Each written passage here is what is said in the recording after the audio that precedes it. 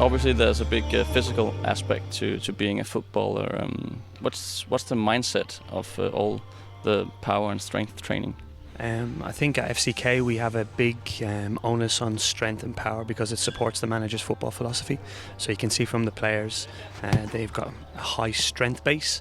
And what we try to do then is try to make them a little bit more explosive, and we add in some power training, which you can see from moving the weights and from slamming the ball.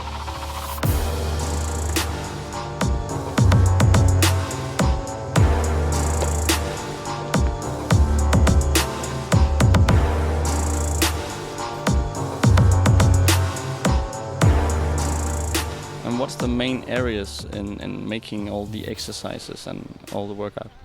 Well, they have to start with a base, so we make sure that they're very strong. So we do some basic strength training at the start of the season to give them the ability to move a heavy weight, and then we add in some speed. So you can see that they're moving the heavy weight very fast, and then we ask them to be explosive. So we try and upregulate their nervous system. So we make their nervous system turbocharged, so they can move a heavy weight very quickly, and that's called power training.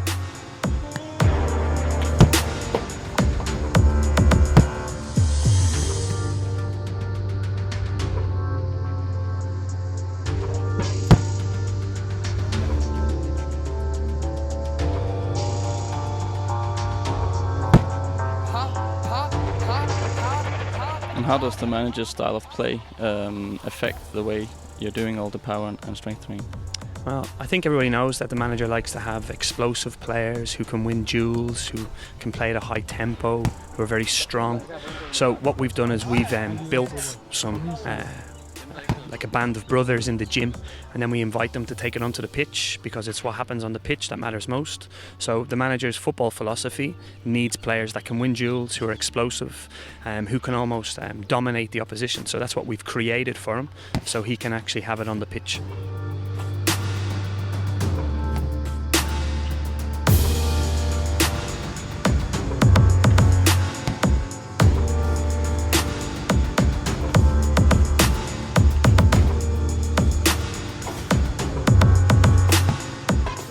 With both some strength foundation and also the explosiveness. Can you just try to explain the difference? Yeah, well, when we get a new player to the club, he mightn't have a strength base. So we try and recruit players that are already powerful, but sometimes, and Kasper Kuska is a very good example, we've got a young player who's come without a strength base, so we spend 6 months with him building his strength base and making sure his body's balanced. And then once he's got a very strong base of being able to move some weights, then we try and make that more explosive. But then when we buy a player who's already explosive, like Federico for instance, we could see that he had that base explosive ability. Then what we've done is we've tried to improve that and make that even faster.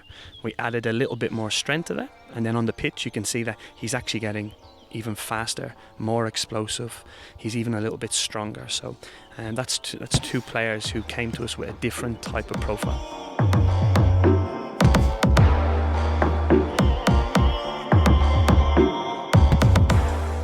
And I guess a big guy like Corner can lift more weights than, say, Kasper Kuska or Rasmus Falk or whatever. How do you make sure they get what they need, so to speak, like a light winger and a big target man? Well, Corner's he's like the mountain out of Game of Thrones. Like, he's a beast. So he has a genetic ability to move huge numbers of weight. So all we do is we give him a bigger weight and we make him move it really, really quickly. So that suits his body shape.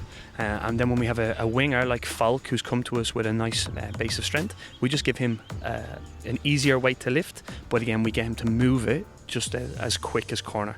And that basically makes their nervous system grow, and they can recruit more muscle fibers and they can move things much quicker. So if you're trying to go into a duel and you're going to be hitting another player, you're going to hit him a little bit faster and with a little bit more strength.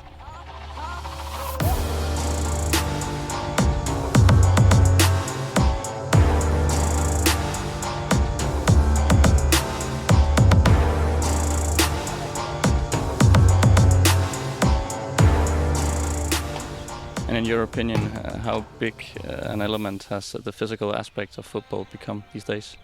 Well, football's been overtaken by sports scientists, and I think that can be for a negative impact in the game, but I think in our club it's been a positive impact because we've added a very big component to the manager's football philosophy in the gym now, and the players, as you can see, they're like a band of brothers. They work really hard, they really enjoy the physical aspect, so that's actually brought their level up.